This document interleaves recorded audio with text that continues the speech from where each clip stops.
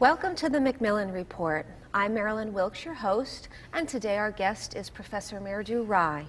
An associate professor in the history department at Yale, Professor Rais' doctoral research focused on the problems of religion, politics, and protest in modern Kashmir.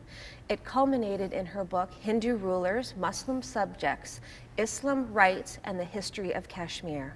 She is here to talk with us today about her new research in the region of Bihar, India, that explores the relationships between caste, territory, region, and nation as they evolved from the period of British colonial rule into the post-colonial era. Welcome, Professor Rais. Thank you very much for having me here. So in your newest book, which you are currently in the process of writing, you look at the caste system in India, specifically in the region of Bihar. What is caste? An interesting question, a very broad question. The term caste itself has no Indian origin. It's derived from the Portuguese term casta. And yet, of course, the phenomenon of caste is very Indian. It's marked as one of the essences, according to some writers, of Indian society itself. The phenomenon of caste derives literally from ancient times in India itself. A verse in the ancient text, the Rig Veda, composed in roughly 1200 BC, mentions the division of society along 4 lines, and a hierarchical division of society that had Brahmins, the priestly or sacerdotal classes, at the top, the Kshatriyas, the warrior caste, second in rank, the Vaishyas, those producing the wealth of society, merchant groups, richer landowning groups, third in rank, and then a category called Shudras, sort of providing menial labor as fourth in rank. Eventually, through the history of India, a fifth category was added, namely that of the untouchables, quote unquote, who, again, the origins of untouchability and these untouchable groups is varied and not fully explained in the history. But these 5 divisions, in fact, simply form the theoretical peg against which another category must be added, that of jati. Jati literally means birth. And when Indians talk about caste, they actually allude to that concept of jati. And by some surveys, there are about 3,000 jatis in India, and they seem to be pegged in various ways against this 4 and then 5-fold division along the lines of caste. What is important to remember is that, of course, these are not set categories. They're not deprived of history. That over the centuries of the existence of these categories, there's been a great deal of mobility, both upwards and downwards.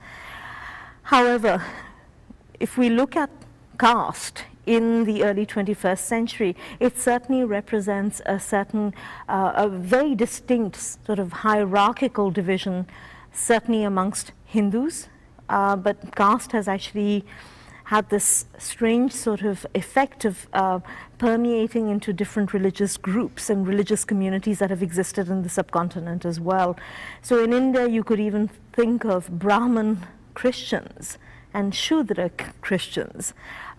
Islam, which is such an egalitarian religion, also in its in the social existence of Muslim communities, displays some of these notions of hierarchical ranking. So in some ways, it's caste, as we understand it today, is literally a certain kind of hierarchical ranking that seems peculiar to the South Asian subcontinent. It doesn't match up with categories of class. Mobility has become more restricted, and that sort of removal of flexibility within caste is dated to the more modern period of India's history. And what drew you to this topic? Again, you know, as I said, this is a highly hierarchical system, And some of the hierarchies are maintained through extreme violence. In contemporary India, for instance, the subordination that is subjected, to which lower caste groups are subjected is violent. It's shockingly violent, but yet is commented upon very rarely. We're more used to, especially sitting in the West, we're more used to thinking about the Indian subcontinent in terms of the more usual rivalry along religious lines, Hindu versus Muslim, or national lines, India versus Pakistan, Sinhala versus Tamil, linguistic regional lines. Caste is addressed as the essence of India, but not discussed enough, I think.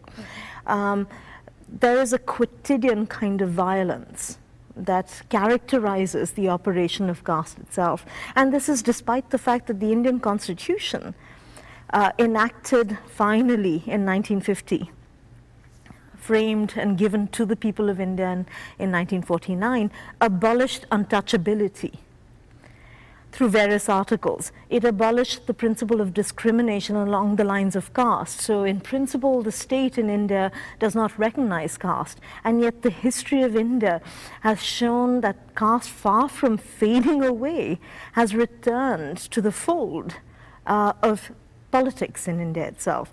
And those politics have produced remarkable results. I mean, we have in the most populous state of India, the state of Uttar Pradesh, we have a woman chief minister. First of all, gender, in terms of gender itself, this is a remarkable change, but she's also, I mean, again, South Asia, the subcontinent is familiar with sort of women in power, but this is a woman who comes from, in fact, the most subordinated groups, from, in fact, an untouchable group. And yet, the violence along caste lines, the daily brutalities that are meted out to people along the sort of the lower rungs of this hierarchy that still exists, is not acknowledged often enough. So, for me, I remember hearing that almost 18,000 people died.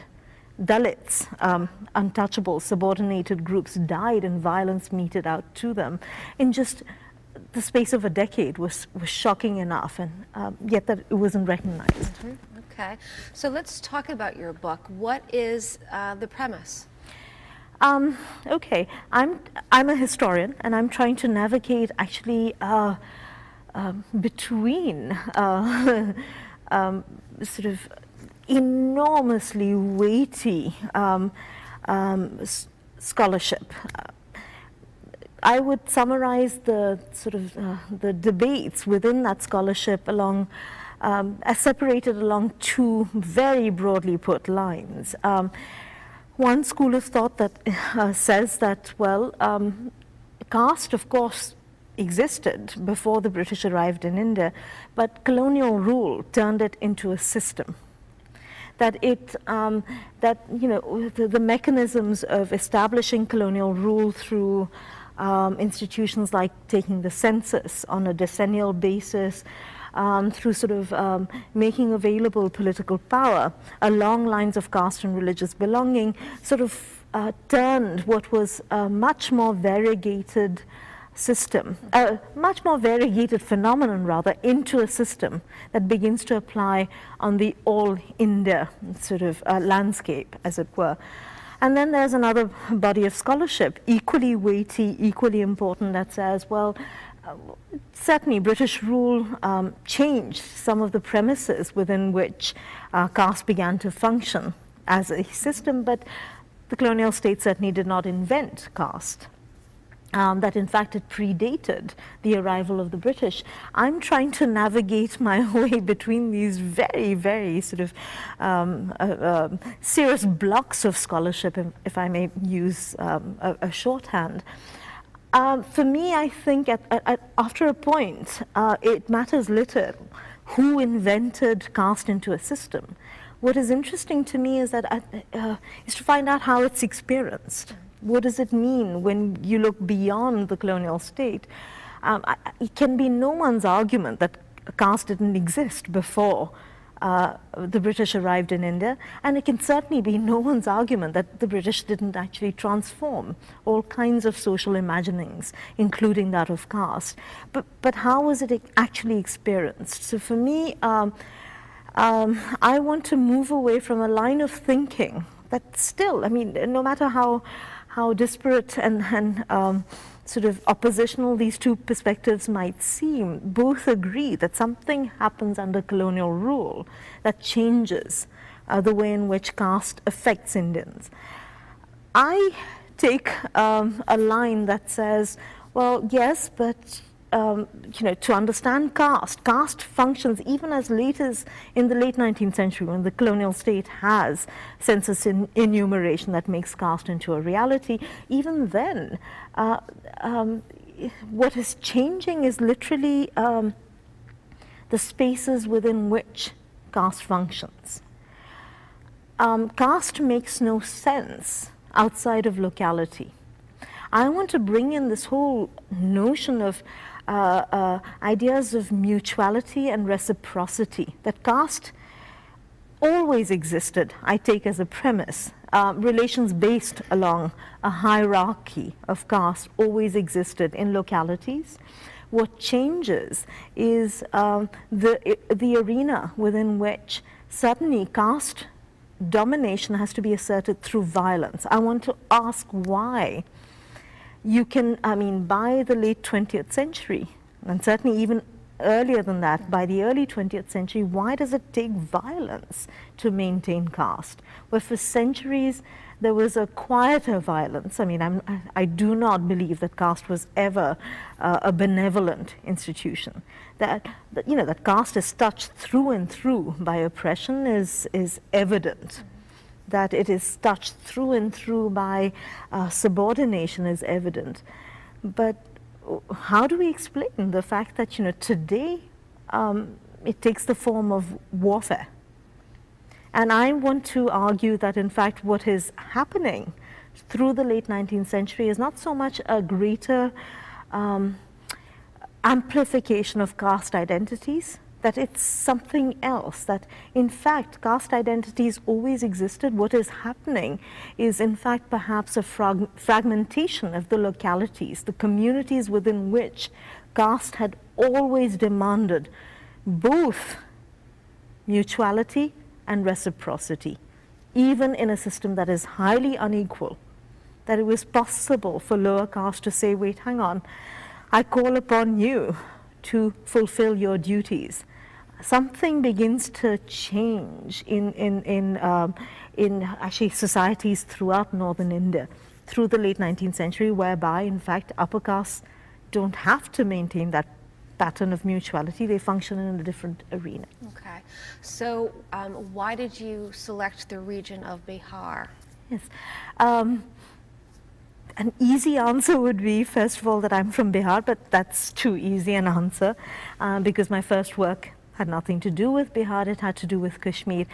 Bihar, well, I mean, part of the answer is indeed that I'm from Bihar. It's a question of wanting to tap into a whole variety of sources in the vernacular, in sort of the more high standard Hindi and Urdu that I can access. But most of all, because Bihar is deemed to be that signal region in the Indian subcontinent that is wrecked and racked by caste violence. Even more tragically, I mean, thousands of deaths occur in Bihar along the lines, ostensibly in the name of caste violence, but it is deemed to be natural to Bihar. Nobody's surprised by this. I speak to friends of mine and say, did you see that story in Bihar? I mean, upper caste just burned down the villages of at least 2 villages and beheaded 23 people. And, it shocked me to hear their reaction saying, yeah, well, Bihar, right? It happens in Bihar. Why are you so surprised by it? I wanted to investigate that. Bihar is deemed to be this province that has no regional identity, that it's that any sense of commonality along the lines of region, language constantly founders on the lines of caste. My first book, actually, on Kashmir, sort of explored a different dimension, saying, wait, in the case of Kashmir, people always talk about a regional identity that overcomes constantly, in this miraculous way, religious divisions, Hindu versus Muslim, all forgotten, until it goes sour. Bihar, on the other hand, is the opposite case. It's always spoken of as the opposite case. That region that is incapable of a regional identity, where caste is overwhelming. So for me, in some ways, that was a point of curiosity that grew literally from my first work. Again, as I said, I mean, in Bihar, caste violence is deemed to be endemic. People don't use the term caste violence, they use the term caste warfare. I mean, we're talking about upper caste groups with their own private armies that are deployed to extract the labor and services of lower caste or subordinated caste groups who resist that exploitation. So there's some legitimacy to using that term warfare if you're talking about armies. Suddenly caste seems to be the only sort of characteristic of that province of Bihar, and I thought that would be a very good place to begin. And as I said, I mean, I come from there, and literally I thought it would be, and the questions are raised literally from my first work itself. Right. Okay. Let's talk about your research. Mm-hmm. Can you give us some ideas of what you needed to do in terms of pulling information together and data? It's been an interesting experience. As I said, part of the temptation of working on Bihar was the fact that, you know, I have a thorough knowledge of the vernaculars of the region. So I've had an interesting time trying to move from my training as a historian that has so far allowed me to look at colonial sources. And those are available plentifully between the National Archives in New Delhi and the British Library's own sort of India Office Library archival material. I certainly use those. I access those with great abandon and enjoy doing that. But this time I've been trying to sort of supplement that material with vernacular sources, such as poetry, and you know, especially if you're trying to retrieve a sense of how caste is experienced, rather than that debate that I'd spoken about earlier in terms of, well, did the colonial state invent it, or was there something that preceded it? Well, experiencing caste requires actually culling material produced by ideally subordinated groups. But of course, you're talking about groups that don't leave a written record. But I've had enormous good luck in actually at least retrieving sort of, you know, a genre of poetry produced by migratory labor groups. It's amazing. I mean, Bihar sent out a fair section of its population outside of the state because it's such an impoverished state. Large numbers of men and women would leave to find work in Calcutta. So I've been using, they would be a former major section of the indigent labor that was sent out to Fiji and Mauritius, etc. Some of them actually left records in the form of poetry, letters. I've been using those kinds of materials to actually try and cull a sense of what it meant to feel the burden of caste, not as caste, but caste as a lived experience, the exploitation, where it is that you might find justice. Actually, my work literally is titled Geographies of Justice. It's an attempt to retrieve those spaces, not geographical spaces necessarily, but those mental and geographical spaces where you are allowed to invoke a sense of justice, to correct the wrongs that are visited upon you by this thing that we talk about so easily as the caste system itself. So it's been a challenging bit of research, but I've enjoyed it thoroughly. And in terms of the premise of your book, in the end, what do you think your research will find? I think at the end of the day, I hope to complicate this issue of, how caste is thought about. If you don't look at the localities within which caste functions, I mean, the Constitution of India, I think, in abolishing untouchability or abolishing discrimination along the lines of caste it was very right-headed. The message was certainly one to be applauded, but that's what is, that's a message that comes on from on high.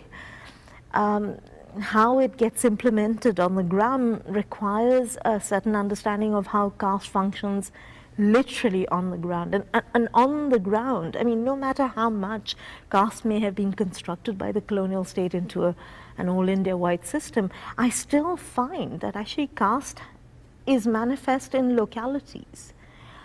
I want to suggest that, even if you take the region of Bihar itself, that's too large to be a locality, but that's certainly bringing the debate down to a region. Within that region, I think if you begin to look at the way in which caste, what went wrong is not the emphasis of caste, but the breakdown in patterns of interrelationship that had placed caste groups in close social proximity to each other. That fragmenting of that proximity is I think what allowed certain caste groups to meet violence on other caste groups. I hope that this research suggests that, well, hang on, that's the way to begin to correct it. I mean, caste hasn't disappeared. No matter what, what the Indian Constitution says, no matter how that message is carried forth by high-minded civil servants as they conduct the business of the state at the level of the small district and the village, it hasn't disappeared. And it won't disappear simply by wishing it away. I hope that my work sort of shows the the relationships, the tiny but very vital relationships that both kept castes in together. Again, always an unequal relationship, certainly. But the corrective is keeping them together, not prizing them apart, or not sort of blinding ourselves to the fact that, well, 61 years on from independence, India is still sort of beset by the nightmare of caste violence. As I said, I was shocked to find that a figure like 18,000 incidences of violence perpetrated against the Dalits, the ground down lowest castes of India. And I hope that this work is a contribution to sort of at least understanding the way in which that relationship works and what makes it fragment into violence. Okay. And do you have a title for your book yet? Working title, Geographies of Justice, Caste and Violence in Colonial North India. And any estimated time of arrival? Inshallah. By the end of the summer, I hope I've crafted the final chapters, and then we'll see. Okay, wonderful. We'll see. Thanks very much for being with us with us here today. Thanks very much, Marilyn. Okay. It was a pleasure speaking with you. For more information about Professor Rai and, of course, her research and newest book, please visit our website at yale.edu/Macmillan Report. Be sure to join us again for another episode of the Macmillan Report, made possible through funding from the Whitney and Betty Macmillan Center for International and Area Studies at Yale.